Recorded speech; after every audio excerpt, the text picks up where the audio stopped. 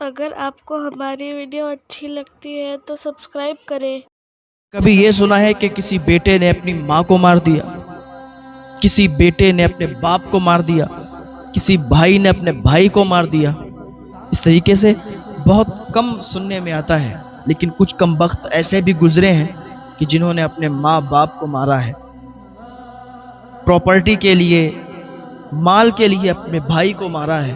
اس طریقے سے بھی سامنے کیس آتے ہیں۔ تو انہی میں سے ایک بات یہ بھی ذہن میں آتی ہے کہ دو ماں بیٹے رہتے تھے اور وہ اتنا آپس میں ان میں پیار تھا، ماں جو کہتی تھی بیٹا کرتا تھا۔ اور یہ ماحول، یہ تبدیلی کہاں سے آتی ہے وہ بھی سنیں گے آپ۔ یہ رہتے تھے، ماں کہتی تھی آج کام پہ نہیں جانا تو نہیں جاتا تھا، ماں کہتی تھی آج کام پہ جانا ہے تو جاتا تھا۔ مطلب آرام سے زندگی گزر رہی تھی۔ تھوڑے دنوں میں کیا ہوا کہ اس کی سنگت برے لوگوں میں پڑ گئی، اور جب برے لوگوں میں سنگت پڑتی ہے تو یاد رکھیں کہ پھر وہ معاملہ بیکار ہو جاتا ہے۔ اگر کسی شرابی کے پاس کوئی بیٹھنے لگا، 10-15 دن اگر اس شرابی کے پاس بیٹھنے لگے تو پھر شراب پینے لگے گا۔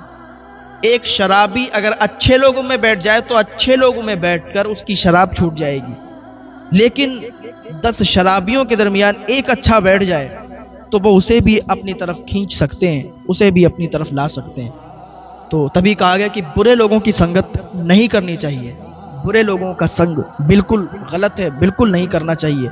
اگر کوئی شراب پیتا ہے، اگر کوئی سگریٹ پیتا ہے، کوئی نشہ کرتا ہے تو اس کے ساتھ ہرگز نہیں، اگر آپ اس کے ساتھ رہو گے تو وہ ضرور آپ کو سکھا دے گا۔ ایک دن نہیں، 2 دن نہیں، تیسرے دن کہے گا کہ بھائی دیکھ تو ذرا، چکر دیکھ کیسا لگتا ہے، ایک سگریٹ پی کے تو دیکھ کیسا لگتا ہے، اچھا لگتا ہے۔ اس طریقے سے آپ کو بتائے گا۔ سگریٹ پینے کی بات آئی تو کہے گا کہ بھائی پی، دیکھ تیری آواز اچھی ہو جائے گی۔ برے لوگوں کی سنگت بالکل غلط ہے۔ ماں بیٹے بہت پیار سے رہتے تھے، بہت آرام سے زندگی گزر رہی تھی۔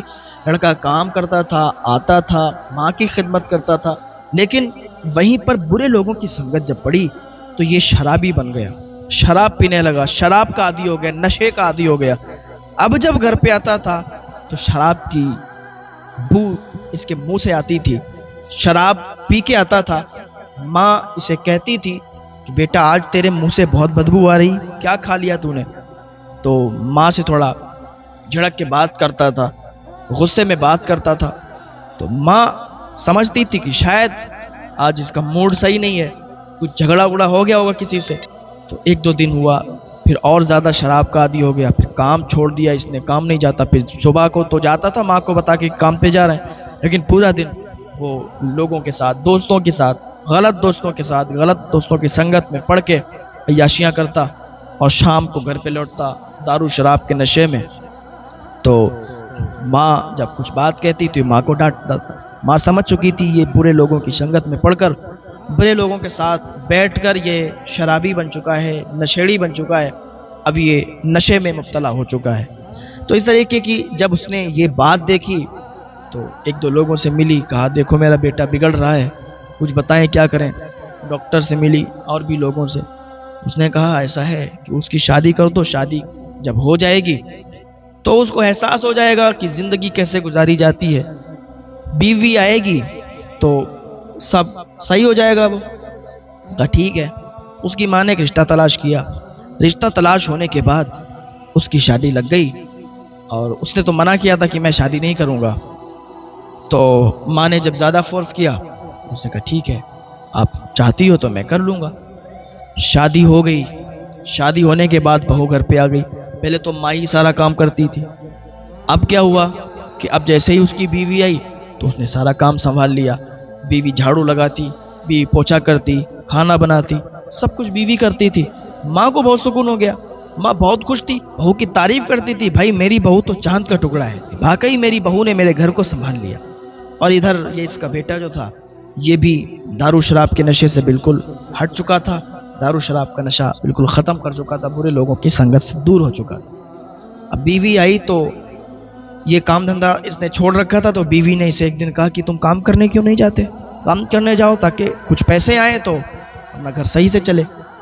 بیوی کی بات مان لی، کام پر نکل گیا، روز آتا جاتا کام کرتا، بیوی جیسا کہتی ویسا ماننے لگا۔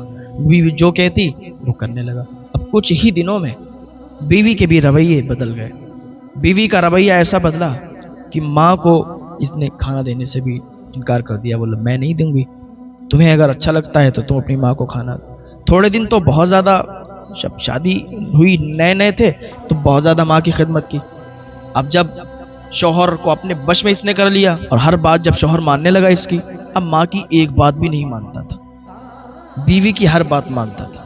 बीवी ने माँ को खाना देना छोड़ दिया और छोटी छोटी बातों पर शौहर से शिकायत करने लगी कि देखो तुम्हारी माँ ने आज मुझे ऐसा किया, तुम्हारी माँ ने ऐसा कहा, तुम्हारी माँ नहीं चाहती कि मैं इस घर में रहूं, तुम्हारी माँ नहीं चाहती कि हम दोनों की बने, हम दोनों एक साथ में रहें, यहाँ रहें। माँ तुम्हारी ताने मारती है, तुम्हारी माँ ऐसे करती है, वैसा करती है। झूठ झूठ शिकायतें लगाना शुरू, झूठ झूठ शिकायतें। जब शौहर काम करके आता था और वो जब झूठ झूठ शिकायतें सुनता था तो उसे भी गुस्सा आता था और माँ से जाके झड़क के बोलता था, माँ तुम मेरी जिंदगी में मत पड़ो, माँ तुम मेरी जिंदगी को बर्बाद करके रख दोगी। मेरी बीवी मुझे छोड़कर चली जाएगी और मैं अपनी बीवी से बहुत प्यार करता हूँ, मेरी बीवी अगर चली गई तो अच्छा नहीं होगा। माँ तुम मेरी बीवी के काम में दखल मत दिया करो, मेरी बीवी जैसा करती है उसे करने दो, बीवी और मेरे बीच में मत आओ। माँ एक कोने में बैठकर और ये सब सोचा करती थी कि कैसे मैंने अपने इस बच्चे को पाला था, कैसे मैंने इसको बड़ा किया था। जब ये छोटा था मैंने किस तरीके से डॉक्टर के पास दवा ला के, जब ये डॉक्टर ने जवाब दिया था कि ये मर जाएगा, तो मैंने किस तरीके से इसकी सेवा की थी। मैं लगी रही और मैंने डॉक्टर के पास ले जाके और कहा था कि मेरे बच्चे को बचा लो, चाहे तो मेरे खून का कतरा निकाल लो, चाहे तो मेरी जान चली जाए, लेकिन मेरा बच्चा बचना चाहिए, मेरा बच्चा ये नहीं मरना चाहिए, मेरे बच्चे की जान न जाए, मेरी जान चली जाए लेकिन मेरी बच्चे की ज़िंदगी बच जाए। सोचा करती थी। जब ये पेशाब कर दिया करता था तो मैं गीले में सोती थी और इसे सूखे में सुलाती थी। आज ये क्या मेरा वही बेटा है कि जिसके लिए मैंने इतना किया। मैंने सोचा था कि मेरा बुढ़ापा चैन से कट जाएगा, मेरा बेटा फर्मा बरदार है, मेरा बेटा मुझे ज़िंदगी की सारी खुशियाँ देगा। मैंने सोचा था कि मेरा बेटा मुझे बुढ़ापे पर चलना सिखाएगा, मेरा हाथ पकड़कर चलाएगा मुझे, जैसे मैंने छोटे पर इसका हाथ पकड़कर इसे चलाया। मेरा बेटा मेरी तकलीफों को समझेगा। मेरा बेटा तो ऐसा निकल गया। अब वो सोच सोच कर रोया करती थी, अपने मन ही मन में अपने आंसुओं से बातें किया करती थी। उसके आंसू निकलते थे, पहुंचती थी और बातें करती थी। मेरा बेटा ऐसा निकल गया। मैंने तो बहुत कुछ सपने देखे थे, लेकिन बीवी के आने के बाद ऐसा हो गया। लेकिन बहुत से ऐसे बेटे होते हैं कि उनकी शादियां हो जाती हैं और वो बीवी आती है तो उनके घर आबाद हो जाया करते हैं, और बीवी अपनी सास की इतनी देखभाल करती है। जो इज्जतदार घरों की बेटियां होती हैं, जो इज्जत वाली बेटियां होती हैं, वो अपनी सास की बहुत ज़्यादा देखभाल करती हैं, अपनी सास को अपनी माँ की तरह मानती हैं, अपने ससुर को अपने वालिद की तरह मानती हैं। वो बेटियां होती हैं इज्जतदार घर की और इज्जत वाली बेटियां हुआ करती हैं, जो इस तरीके से रहती हैं कि अपने ससुर को अपने वालिद जैसे, अपनी सास को अपनी माँ के जैसे मानती हैं और अपने पूरे घर को साथ में लेकर चलती हैं। तो अब क्या हुआ, रमज़ान शरीफ का महीना शुरू हो गया, रमज़ान शरीफ की खुशियाँ आ गईं। माँ समझती थी कि बेटा सही हो जाएगा, रमज़ान शरीफ चल रहा है तो अब तो सब सही हो जाएगा। माँ दुआएं करती थी। क्या था कि पहला रमज़ान आया, सहरी का जब वक्त हुआ तो माँ ने सोचा कि मेरे लिए भी खाना आएगा, सहरी का वक्त हो गया है, मैं भी तो रोज़ा रखूँगी। लेकिन खाना बहू ने नहीं भेजा, बर्तन उधर खड़के उधर खाना बना। माँ सोच रही थी कि अब आता होगा, अब आता होगा, लेकिन सहरी का टाइम ख़त्म हो गया, लेकिन खाना इधर नहीं आया। माँ ने पानी पी लिया था, पानी पी के रोज़ा रख लिया। पूरा दिन ऐसे ही गुजर गया। शाम जब हुई तो सोचा इफ्तारी मिल जाएगी। जब इफ्तारी नहीं मिली तो माँ उठी और दस्तरखान जहाँ पर बिछा था, जहाँ पर ये खूब हंसी मजाक कर रहे थे, दस्तरखान पर बैठे थे, हंसी मजाक कर रहे थे और इफ्तारी का सामान लगा हुआ था, तो माँ ने एक खजूर उठा ली और पानी ले लिया। तो बीवी ने कहा कि ऐसा है, अपने आप खुद लाया करो, खुद खाया करो और मेरे दस्तरखान से, मेरी इफ्तारी से कुछ मत लिया करो। माँ का कलेजा हिल गया, उसका चेहरा उतर गया। माँ ने खजूर वहीं रख दी, पानी लिया, پانی سے روزہ افطار کر لیا۔ بھوک تو بہت شدت کے ساتھ لگی تھی۔ ادھر مغرب کی نماز ہوئی، اس کے بعد یہ لوگ اپنے کھانے میں بزی ہو گئے۔ بڑھیا انہوں نے کھانا کھایا، ہوٹل سے کھانا منگایا تھا۔ کھانا کھانے کے بعد اور یہ اپنے اپنے کام سے ادھر ادھر چلے گئے۔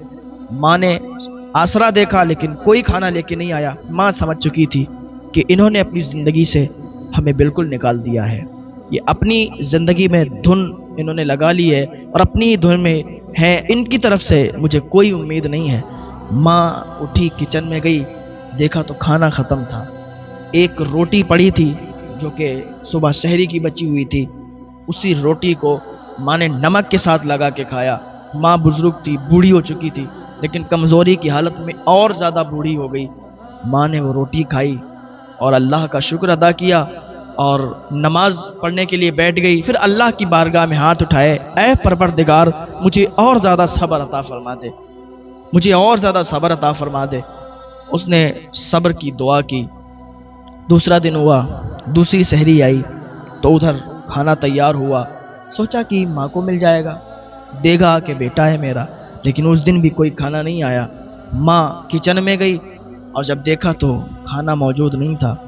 2-3 ٹکڑے روٹی کے پڑے تھے، وہی نمک سے ماں نے وہاں پر کھا لیے اور کھانے کے بعد روزہ رکھ لیا پانی پی کر۔ افطاری کے ٹائم بھی کوئی افطاری نہیں، پانی پی کر افطاری کی۔ 2 دن میں ماں بالکل سوکھ چکی تھی، بالکل سوکھ چکی تھی۔ وہ اپنے کمرے میں لیٹ گئی، اتنی زیادہ اسے تکلیف تھی کہ خود اٹھ بھی نہیں پا رہی تھی، اس لیے کھانا 2 دن سے نہیں کھایا، روزہ رکھ رہی ہے پانی پی کر، اور افطار میں بھی کچھ نہیں، سحری میں بھی کچھ نہیں۔ آدمی 2-3 دن زندہ رہ سکتا ہے، 2 دن ہوئے تھے کہ بہت زیادہ کمزوری آ گئی۔ اب کیا ہوا کہ ماں تو لیٹ گئی تھی، اب اسے اٹھنے کی بھی استطاعت نہیں تھی، لیٹی رہی اور بہت زیادہ کمزوری تھی۔ ادھر یہ لوگ سحری کرتے، افطار کرتے اور اپنی چین سے زندگی گزارتے۔ اب بتائیے آپ کی ماں بھوکی ہے اور یہ سحری کر کے روزہ بھی رکھ رہے ہیں، کیا ان کے روزے قبول ہیں؟ کیا ان کی نمازیں قبول ہیں؟ ادھر ماں بھوکی ہے، ماں کی حالت خراب ہے اور یہ روزے رکھ رہے ہیں، یہ سحری کھا رہے ہیں، افطار کر رہے ہیں، ساری چیزیں، نمازیں پڑھ رہے ہیں، عبادت کر رہے ہیں، کیا ان کی عبادت قبول ہے؟ کوئی ان کی عبادت قبول نہیں، ان کے روزے قبول نہیں۔ ماں کو اس طریقے سے رکھ کر اور عبادت قبول ہو جائے، روزے قبول ہو جائے، کیا ایسا ہو سکتا ہے؟ ہرگز نہیں۔ اللہ پاک ہم سب کو ہدایت کی توفیق عطا فرمائے، والدین کی خدمت کرنے کی توفیق عطا فرمائے۔ ماں اگر روٹھ جائے اسے منا لیا کرے، باپ اگر روٹھ جائے اسے منا لیا کرے۔ اگر ماں باپ روٹھے ہوں گے تو زندگی میں کبھی بھی کامیابی نہیں ملے گی۔ ماں باپ اگر آپ سے ناراض ہوں گے زندگی میں کبھی بھی کامیاب نہیں ہوگے، چاہے کسی کی بھی چوکھٹ پر چلے جاؤ، کسی بھی بارگاہ میں چلے جاؤ، کتنی بھی دعائیں کروا لو، کوئی دعا تمہارے حق میں قبول نہیں ہوگی اگر تمہارے ماں باپ تم سے خفا ہیں، اگر تمہارے ماں باپ تم سے ناراض ہیں۔ ماں لیٹی تھی اور 1 دن گزر گیا، 2 دن گزر گئے، 3 دن گزر گئے، ماں دروازے سے باہر نہیں آئی، ماں اپنی جگہ سے باہر نہیں آئی۔ بیٹے نے کہا دیکھتے ہیں چل کے ماں کو کہ کیا حال ہے، 3 دن ہو گئے لیکن گھر سے باہر نہیں نکلی۔ جب دروازہ کھولا تو کیا دیکھتے ہیں کہ ماں کا انتقال ہو گیا تھا، ماں کا انتقال ہو گیا تھا اور ماں بالکل سوکھ چکی تھی۔ ماں 3 دن سے اندر تھی، باہر نہیں آئی، انہوں نے جھانک کر نہیں دیکھا، لیکن 3 دن کے بعد بیٹے کو فکر ہوئی کہ چلو ماں کو دیکھ لیتے ہیں۔ دیکھا تو ماں مر چکی تھی۔ اب اس نے رونا چلانا شروع کر دیا، بہت زیادہ چیخنے لگا، چلانے لگا۔ اب تیرے چیخنے اور چلانے سے کیا فائدہ، ماں کو تو نے ہی مارا ہے۔ اب اسے احساس ہو رہا تھا کہ میں نے بہت غلط کیا، اگر ماں کی خدمت کرتا، ماں کی دیکھ بھال کرتا، ماں کو اگر سحری ملتی، ماں کو اگر افطاری ملتی تو ماں بچ جاتی، ماں اس طریقے سے نہیں جاتی۔ اب اسے بہت افسوس ہو رہا تھا، کیا ایسے بچے کیا یہ معاف کر دیے جائیں گے کہ یہ تو اپنی ماں کا قاتل ہے، ایسے بچے، ایسی اولاد معاف کی جائے گی؟ ارے ماں باپ کو تم نے کیا سمجھا ہے؟ ماں باپ کا بہت اعلیٰ مرتبہ ہے۔ حضور پاک صلی اللہ علیہ وسلم کی بارگاہ میں ایک نوجوان آیا اور آ کے کہنے لگا کہ حضور میرے مال سے میرا باپ بغیر اجازت کے کھا لیتا ہے۔ حضور پاک صلی اللہ تعالیٰ علیہ وسلم نے جب اتنا سنا تو کہا اس کے باپ کو بلایا جائے۔ جب اس کا باپ آیا تو راستے میں اس نے کچھ اشعار کہے، کچھ کہا۔ حضور کی بارگاہ میں جب پہنچا تو حضور نے فرمایا کہ بات تو ساری بات میں کریں گے، پہلے یہ بتا تو نے راستے میں کیا پڑھا تھا، تو نے راستے میں کیا کہا تھا، کون سے اشعار کہے تھے؟ تو کہتا یا رسول اللہ صلی اللہ علیہ وسلم آپ تو دلوں کے حال کو بھی جانتے ہیں، یا رسول اللہ میں یہ کہہ رہا تھا کہ جب میرا بیٹا چھوٹا تھا اپنے بیٹے کی خوشی کے لیے کچھ بھی کرنے کو تیار تھا۔ جب میرا بیٹا چھوٹا تھا میں اس کی انگلی پکڑ کر اسے چلنا سکھاتا تھا، میں اس سے امید یہ رکھتا تھا کہ جب میں بوڑھا ہو جاؤں گا، یہ جوان ہوگا تو مجھے میرا ہاتھ پکڑ کر یہ مجھے چلائے گا، میں اس کو اپنے کندھے پر بٹھالتا تھا، امید یہ رکھتا تھا میں بوڑھا ہو جاؤں گا یہ میرا سہارا بنے گا، میں اس کا ساتھ دیتا تھا، میں اپنے دانتوں سے چبا چبا کر اسے کھانا کھلاتا تھا، اس لیے کہ جب میں بوڑھا ہو جاؤں گا میرے دانت کمزور ہو جائیں گے، میرا بیٹا اپنے منہ سے چبا چبا کر مجھے کھانا کھلائے گا۔ لیکن مجھے یہ امید نہیں تھی یا رسول اللہ صلی اللہ علیہ وسلم، مجھے یہ امید نہیں تھی کہ میرا بیٹا آپ کی بارگاہ میں آ کے شکایت کرے گا کہ میرا باپ میرے مال سے بغیر اجازت کھا لیتا ہے۔ جب حضور پاک صلی اللہ تعالی علیہ وسلم نے یہ سنا تو اتنا روئے کہ آنسوؤں سے ساری داڑھی تر ہو گئی، اتنا روئے آپ کہ آنسو نیچے ٹپکنے لگے اور داڑھی بھیگ چکی تھی، اور پھر فرمایا آپ نے کیا تجھے پتا ہے یہ جتنا بھی تیرے پاس ہے یہ تیرا کچھ بھی نہیں ہے، یہ سب تیرے باپ کا ہے، اگر تیرے باپ نہ ہوتے تیرے والد نہ ہوتے تو بھی آج نہیں ہوتا، تو کیا ہے، یہ سارا کچھ، یہ مال، یہ دولت، یہ سب تیرے باپ کا ہے، اور تیرا باپ جو چاہے کر سکتا ہے، جب چاہے جتنا لے سکتا ہے۔ وہ حضور کے قدموں میں گر گیا، حضور معاف فرمائے میں نادان تھا، حضور معاف فرمائے مجھ میں عقل نہیں ہے، میں نے آپ سے شکایت کر دی، میں توبہ کرتا ہوں۔ اور اس نے اپنے باپ کو گلے سے لگایا، باپ نے بیٹے کو گلے سے لگایا، کہا بیٹا تیری اتنی چھوٹی سوچ تھی، کہا بابا مجھے معاف کر دو، اس سے غلطی ہو گئی۔ تو ہمارے پاس ہمارا کچھ بھی نہیں ہے، جو کچھ بھی ہے سب والدین کا ہے، ہمیں چاہیے کہ ہم والدین کی خدمت کریں، ان کی سیوا کریں، کبھی ان سے اف تک بھی نہ کہیں۔ ماں باپ کی دعاؤں میں بہت اثر ہوتا ہے، اگر ماں باپ دعا کر دیں تو بچہ کامیاب ہو جاتا ہے، کامیابیوں کی وہ منزل پر پہنچتا ہے کہ جہاں کسی کی دعائیں کام نہیں آتی ہیں وہاں ماں باپ کی دعائیں کام آتی ہیں۔